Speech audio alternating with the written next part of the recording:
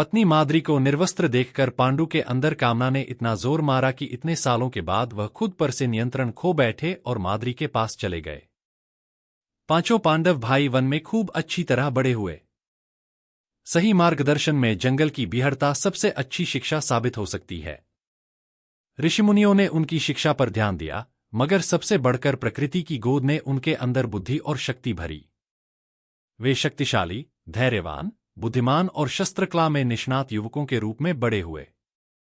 पांडु कामना ने कर दिया भाग्य का फैसला। चूंकि उनके पिता पांडु को श्राप मिला हुआ था कि यदि वह कभी भी सहवास की इच्छा से अपनी पत्नियों के पास जाएंगे तो उनकी मृत्यु हो जाएगी, इसलिए पांडु ने यह व्यवस्था की थी कि उनकी पत्नियां दूसरे तरीकों से संतान पैदा करें। 16 सालों तक वह अपनी पत्नियों से दूर ऋषिमुनियों की संगत में रहे। उन्होंने ज्ञान अर्जित किया, ब्रह्मचर्य की साधना की और एक शक्तिशाली प्राणी बन गए। मगर एक दिन जब वह वन में एक निर्जन नदी के पास पहुंचे तो उनकी दूसरी पत्नी माद्री उसी समय स्नान करके पानी से बाहर निकली। उसे निर्वस्त्र देखकर पांडु के अंदर कामना ने इतना जोर मारा कि इतने सालों के बाद वह खुद पर से नियंत्रण खो बैठे और माद्री के पास चले गए। माद्री श्राप के बारे में जानती थी, इसलिए उसने तगड़ा विरोध किया। मगर किस्मत पांडु को माद्री की ओर खींचती रही और आखिरकार उन्होंने माद्री की बाहों में दम तोड़ दिया। वह भय से चिल्लाने लगी। वह सिर्फ पति की मृत्यु से नहीं बल्कि इस बात से भी आतंकित थी कि उसके लिए पांडु की कामना ने उन्हें मार डाला था। उसके चिल्लाने की आवाज पर कुंती उस ओर भागी और वस्तुस्थिति को देखकर वह गुस्से से भर गई। दोनों पत्नियों के बीच इतने सालों से दबी भावनाएं अचानक उभर आईं। थोड़ी देर बाद अपने बच्चों के बारे में सोचकर कुंती शांत हो गई। अपराधबोध और निराशा से भरी माद्री ने पति के साथ चिता में जलने का फैसला किया। कुछ देर तो कुंती ने दिखाया जैसे वह भी माद्री के रास्ते पर चलना चाहती है, मगर वह दिल ही दिल में ठंडे दिमाग से एक दृढ़ निश्चय कर चुकी थी। उसने निर्ममता से वह किया जो एक रानी के रूप में उसे करना चाहिए था। फिर ऋषियों के साथ कुंती और पांचों पांडव लगभग 16 साल बाद हस्तिनापुर की ओर चल पड़े। पांडव कुरुवंश की राजधानी हस्तिनापुर लौटे। जब यह खबर फैली कि पांडव कुरुवंश की राजधानी हस्तिनापुर लौट रहे हैं तो दुर्योधन जलन और नफरत से भर उठा। वह यह सोचते हुए बड़ा हुआ था कि वह हस्तिनापुर का भावी सम्राट है।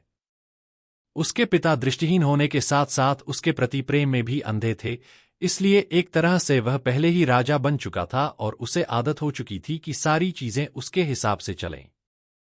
मगर अचानक से उसका एक प्रतिद्वंदी उभर आया था, जो सिंहासन का कानूनी उत्तराधिकारी था। उसे यह बात बिल्कुल भी बर्दाश्त नहीं थी। उसने अपने भाइयों को भड़काना शुरू कर दिया, जो उसके मुकाबले मंदबुद्धि थे और उनके अंदर राज्य चलाने के लिए जरूरी जोश नहीं था। उसे 100 में से दूसरे नंबर के भाई दो शासन के रूप में अपना उपयुक्त सहयोगी मिला। दुर्योधन और दो शासन का क्रोध।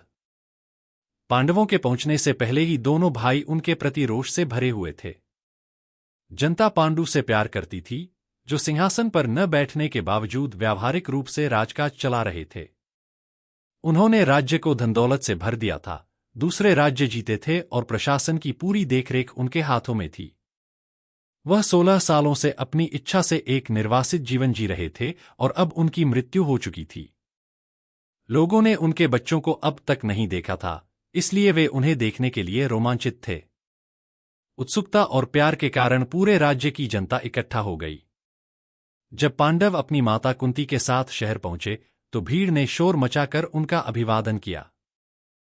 पांचों युवक जंगल में रहकर काफी बलशाली हो चुके थे, महल में रहते हुए वे इतने ताकतवर नहीं हो सकते थे। 100 कौरव बंधु, धृतराष्ट्र, गांधारी, भीष्म, विदुर और सभी श्रेष्ठजन उनके स्वागत के लिए शहर के द्वार पर खड़े थे।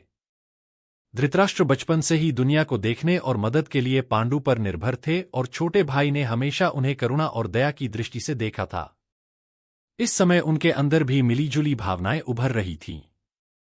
उन्हें लगता था कि वह अपने भाई से प्रेम करते हैं, इसलिए वह अभी अपने अंदर चलने वाली भावनाओं को समझ नहीं पा रहे थे, जब उन्हें लग रहा था कि उनके बच्चे राजा नहीं बन सकते। दुर्योधन और भीम में कुश्ती। पांडवों और कुंती का स्वागत किया गया। पांडु का अंतिम संस्कार किया गया। जैसे ही पांडवों ने महल में प्रवेश किया, किस्मत अपना रूप दिखाने लगी। भीम और दुर्योधन सभी भाइयों में सबसे तगड़े थे।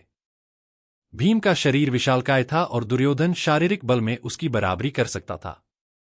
भीम जीवन में पहली बार महल देखकर बहुत रोमांचित था। उत्साह से भरपूर भीम अपने गंवारूपन और सरल स्वभाव के कारण चारों ओर घूम घूमकर हर किसी का मजाक बनाता और मौका मिलते ही दुर्योधन समेत सभी कौरव भाइयों से भिड़ जाता। उनका पहला सीधा टकराव कुश्ती के अखाड़े में हुआ। दुर्योधन को पूरा विश्वास था कि कोई कभी कुश्ती में उसे हरा नहीं सकता। वह 100 भाइयों में सबसे बलशाली था और उसकी उम्र का कोई और उसे कुश्ती में नहीं हरा सकता था। जब उसने भीम को एक के बाद एक मुकाबला जीतते और हर किसी का प्रिय पात्र बनते देखा, तो उसे लगा कि महल में पूरे परिवार के सामने कुश्ती के मुकाबले के लिए न्योता देना भीम को अपनी औकात बताने का सबसे अच्छा तरीका है। दूसरों के लिए यह एक दोस्ताना मुकाबला होगा, मगर उन दोनों के लिए जीवन और मरण की लड़ाई होगी। मगर भीम ने लड़ाई शुरू होने से पहले ही उसे पटखनी दे दी। दुर्योधन का घमंड चूर हो गया। हार की शर्म ने उसके गुस्से और नफरत को और भड़का दिया। अब उसके लिए अपनी भावनाओं को काबू में रखना या छिपाना